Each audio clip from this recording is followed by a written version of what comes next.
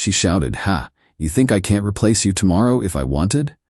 During our last fight, I calmly said, "You already did."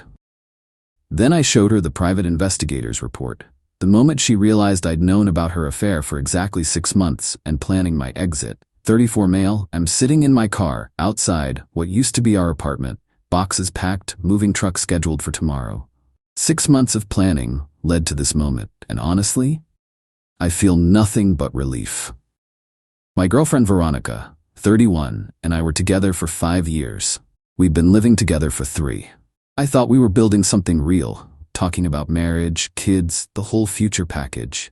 Turns out I was building while she was shopping for upgrades. 6 months ago, I came home early from a canceled work trip.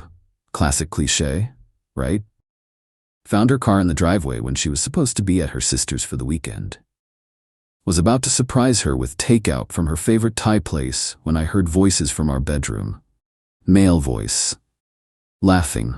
I didn't storm in, didn't make a scene, just sat in my car for 20 minutes until they left together. Watched her kiss some guy in a suit at our front door like it was the most natural thing in the world. The way she straightened his tie, the casual intimacy. This wasn't new. That night changed everything. But not in the way you'd think. See, I grew up watching my dad implode when he caught my mom cheating. Screaming matches, thrown dishes, custody battles that bankrupted them both. I was 10, caught in the middle, watching 2 people who claimed to love each other try to destroy each other. Swore I'd never be that guy. So I hired a PI. Yeah, I know how that sounds, but I needed facts, not emotions. Needed to know what I was dealing with before I made any moves. Gerald, the PI, was worth every penny. Within 2 weeks, I had everything. The guy's name was Brendan, investment banker, divorced, drove a Tesla. They'd been seeing each other for 4 months at that point. Regular Tuesday and Thursday girls' nights were actually nights at his downtown condo. The work conferences she attended? Yeah, those were weekend getaways. The kicker? She was telling him she was planning to leave me. Just waiting for the right time because I was convenient and she felt bad. Gerald had photos of them at jewelry stores. She was already picking out rings while sleeping next to me every night. So I made a plan. First, I got my ducks in a row legally. We weren't married, which made things simpler. The apartment lease was in my name only. She'd moved into my place. No shared bank accounts. Her car was hers, mine was mine.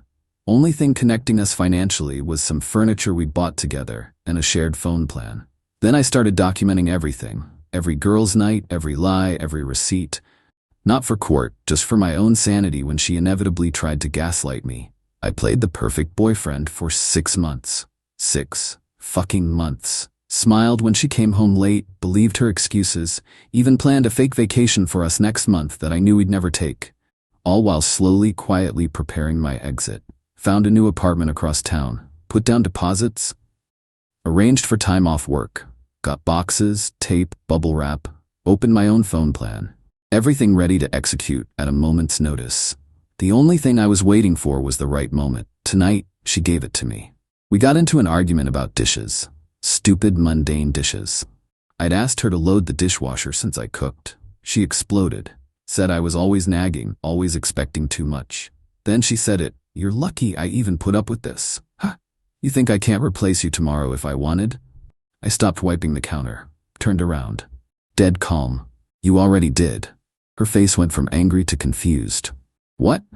I pulled out my phone, opened the folder labeled Brendan, and set it on the counter. 6 months ago, actually. Brendan seems nice, the Tesla's a bit much, but hey, investment bankers, right? I've never seen someone's face change color so fast. White to red to white again. That's not. How did you? Tuesdays and Thursdays, sometimes weekends. The Marriott downtown has nice suites, doesn't it? She grabbed my phone, scrolling through months of photos, receipts, timestamps. Her hands were shaking. "You've known for 6 months? Yep, and you just pretended?" "What kind of psycho does that?" I shrugged. "The kind who needed time to plan. Movers come tomorrow at 8 a.m. I'll be gone by noon. Lease is mine, so you've got 30 days to find a new place. Already gave notice to the landlord." That's when the tears started. The apologies. The "it meant nothing." The "we can work through this." "Veronica, you've been ring shopping with him. That doesn't scream means nothing to me." She tried anger next. You violated my privacy. You hired someone to follow me. You violated my trust. I'd say we're even, except we're not even together anymore. Now I'm in my car, giving her space to process. She's called 18 times, texted begging me to come back inside. But here's the thing. I mourned this relationship 6 months ago. I grieved, I raged, I processed it all while she was playing house with another man. Tomorrow I start fresh. Tonight I'm just tired. Update 1. Holy hell. I knew Veronica was entitled, but the last 48 hours have been a masterclass in manipulation tactics. Moving day was eventful. I showed up at 7:30 a.m. with coffee and donuts for the movers. Always tip your movers, folks. Veronica was already up, hadn't slept from the look of it. She'd printed out, I kid you not, a PowerPoint presentation about why we should stay together. 23 slides, with transitions. Slide titles included Our Love Story, Why Brendan Was a Mistake, and, my personal favorite, Financial Benefits of Staying Together. She actually calculated how much we'd save on rent if I didn't move out. Ronnie, did you seriously make a PowerPoint? You're always saying I don't put effort into us. See? Effort. I let her present while the movers worked. Seemed easier than arguing. She talked about couples counseling, promised to cut Brendan off, even offered an open relationship if that's what you need to feel equal. When she finished, I asked one question. In slide 8, you said Brendan was just physical, but Gerald has recordings of you telling him you love him. Which is it? She actually said, that's not relevant to the presentation. The movers were trying so hard not to laugh, but here's where it gets good. While I was supervising the bedroom furniture removal, she snuck out and slashed my tires, all 4, on my car that was clearly parked in front of a moving truck, in broad daylight, in an apartment complex with cameras. I didn't even get mad. Just called the police for a report, insurance needs it, and then called my buddy Derek to pick me up. Officer who showed up took one look at the security footage and asked if I wanted to press charges. I said no, just needed the report. Veronica tried to tell the cop it was a crime of passion and that I was emotionally abusing her by leaving. Cop just raised an eyebrow and said destruction of property isn't how adults handle breakups. The entitlement ramped up from there. She called my mom, crying about how I was abandoning her, how she made one mistake and I was being cruel. Mom listened politely, then called me afterward laughing. She knows I know about Brendan, right? I'm the one who told you to hire Gerald. Oh yeah, didn't mention that part. My mom's the one who suggested the PI. She's a paralegal, sees messy divorces all day. Her advice was golden. Document everything, plan your exit, and never let them see you sweat. Then came the flying monkeys. Veronica's best friend Caitlin called me a cold-hearted bastard for spying on her. Her sister Megan said I was probably cheating too, and this was all projection. Her mom left me a voicemail about how real men work through problems. The mutual friends were split. Some had apparently known about Brendan, others were shocked. Our friend group imploded in a series of dramatic group chat exits and Instagram unfollow sprees. I just muted everything and focused on unpacking my new place. But yesterday? Yesterday, she crossed a line. I get a call from my boss. Someone sent an anonymous email to our HR department claiming I'd been stalking a coworker and had concerning behaviors that made female employees uncomfortable. Attached were screenshots of the PI report, but edited to remove all context about Veronica and Brendan. Luckily, my boss knows me well. I've been there 8 years. Never a single complaint. I explained the situation, showed him the full context, the police report from the tire slashing, everything. He said he'd handle it with HR, but warned me to be careful. This is escalating, man. You might need that restraining order after all. I thanked him and immediately called my lawyer friend, just to have options. Last night, I get a text from an unknown number. It's Brendan. Hey man, just wanted you to know I didn't know about you for the first 2 months. She told me you were her roommate. I'm out. This is too much drama. Good luck. So she lost both of us in 1 week. You'd think that would be a wake-up call, right? Nope. This morning I woke up to her having created a GoFundMe, help me rebuild after emotional abuse. She's claiming I financially controlled her. What? Isolated her from friends. Oh, and left her homeless after years of manipulation. The apartment we lived in? $1,800 per month. I paid $1,200, she paid $600. Because I made more. The car she drives, fully paid off, by her dad, for her birthday. The only bill in both our names is Netflix, which I already removed her from. But sure, I'm the abuser. My new place is nice though. Quiet. No one screaming about dishes or coming home at 2 a.m. smelling like another man's cologne. Silver linings. Update 2. The entitlement has reached levels I didn't think were possible. Strap in, because this week has been absolutely wild. Remember the GoFundMe? It got taken down after multiple people reported it as fraudulent. Turns out posting evidence of financial abuse while wearing designer clothes and jewelry in your profile pic isn't a great look. She raised $73, all from her mom. But that didn't stop her. Oh no. Veronica decided if she couldn't get sympathy money, she'd just take what was owed to her. She still had 23 days left on the apartment. I gave proper notice. She's responsible for her portion until the lease ends. But instead of, looking for a new place, she decided to redecorate. With my stuff. Let me explain. When I moved out, I took everything that was mine.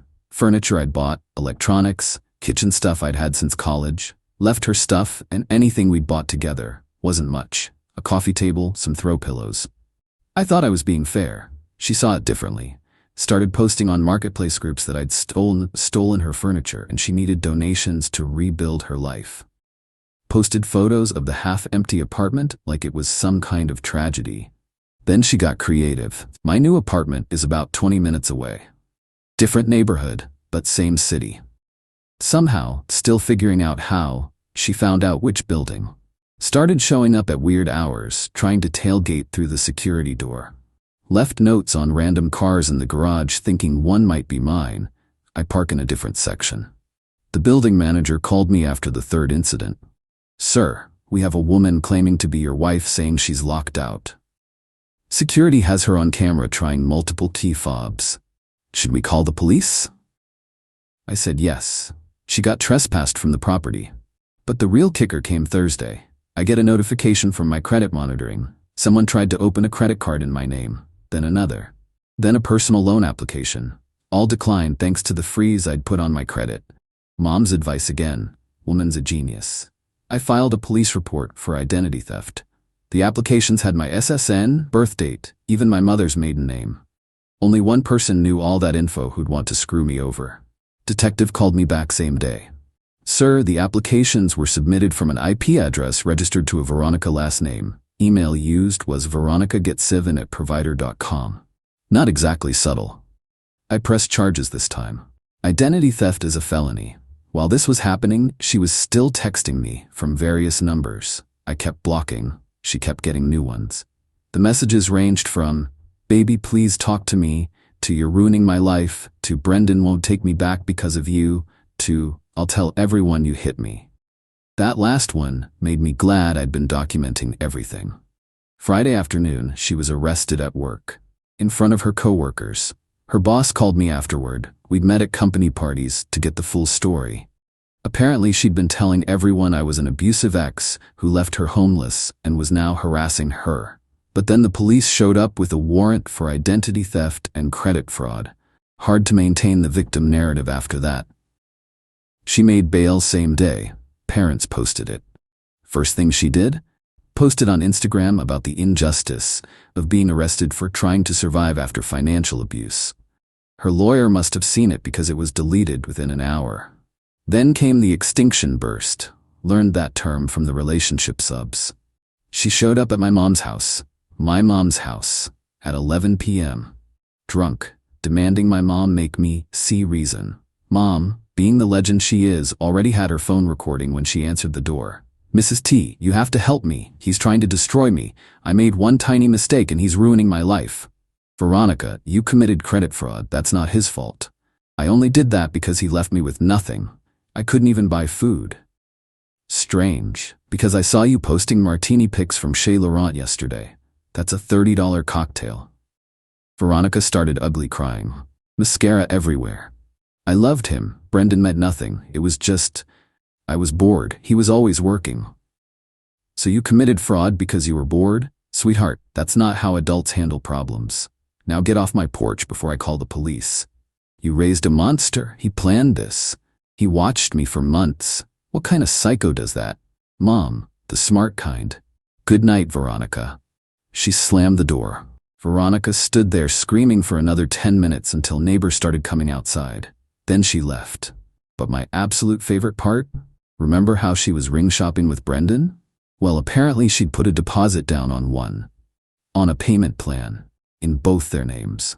Brendan found out when the jewelry store called about a missed payment. He's now threatening to sue her for the $3,000 she charged before they split. Today I got a call from her lawyer. They want to negotiate, dropping the charges in exchange for me dropping the identity theft case. Said it was clearly a misunderstanding and emotions were high. My lawyer laughed, actually laughed. She committed fraud, in writing, with digital evidence, from her own IP address. What exactly is there to misunderstand? We're not dropping charges. My new place is starting to feel like home. Got a nice coffee maker, since she always complained about my coffee snobbery. Set up my gaming system without anyone complaining about the noise. Even got a cat. Named him Gerald after the PI. Life's pretty good when you're not living with someone who thinks consequences don't apply to them. Final update. It's been a while, figured I'd give one last update since people keep asking. The legal stuff wrapped up about 6 weeks ago. Veronica pled guilty to a lesser charge of attempted fraud and got probation, community service, and had to pay restitution, court fees, the cost of the credit monitoring, etc. No jail time, which honestly was expected, first offense and all that. The restraining order went through after the incident at my mom's house and her continued attempts to contact me. 2-year no-contact order. She can't come within 500 feet of me, my home, or my workplace, but the real karma came from unexpected places. Remember Brendan? Well, he didn't just threaten to sue her over the ring, he actually did it. Small claims court. He won. She now owes him $3,000 plus court fees. During the hearing, a mutual friend was there and filled me in. She tried to claim the ring was a gift, but Brendan had texts of her promising to pay him back. Judge wasn't impressed. Her job? Gone. Turns out getting arrested at work for fraud, then missing multiple days for court dates while on probation doesn't look great. They let her go for restructuring. But everyone knows the real reason. She moved back in with her parents. Last I heard, through the grapevine, I don't keep tabs, but people love telling me stuff, she was working part-time at a mall clothing store and complaining on social media about how the universe keeps testing her. The flying monkeys disappeared once the court cases became public record. Hard to defend someone who literally committed credit fraud out of spite. Even her sister Megan apologized to me via email, saying she didn't know the whole story and was just trying to support her sister. The apartment we shared, landlord had to eat 2 weeks of rent because she just left. Didn't clean, didn't do a walkthrough, just vanished one day. He sent me pictures asking if I wanted any of the stuff she abandoned. It was mostly junk, but she left behind the PowerPoint presentation printed and bound.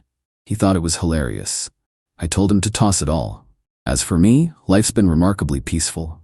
Gerald, the cat, not the PI, is living his best life. I got a promotion at work. Turns out when you're not stressed about your relationship, you perform better. Who knew? I've been in therapy, working through the whole experience. Not the cheating part. I processed that during those 6 months of planning.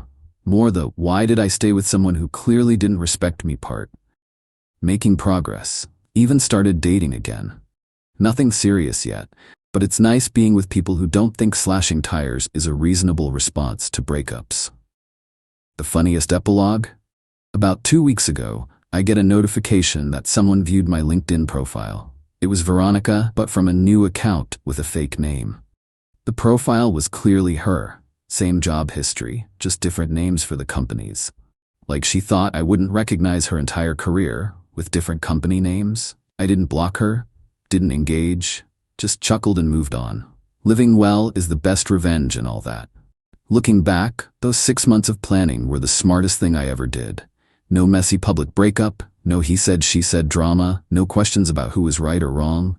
Just clean, documented truth and a clear exit strategy.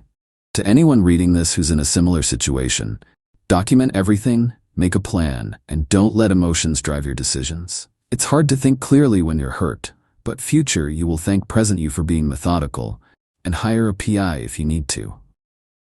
Gerald, the human one, sends me a Christmas card every year now. Says I'm still his most organized client to date. Anyway, that's all. Closing this chapter for good. Thanks to everyone who reached out with support and similar stories. Turns out there are a lot of Veronicas out there, but also a lot of people who escaped them. Time to go feed Gerald the cat. He's been eyeing my sandwich this entire time. Cheers.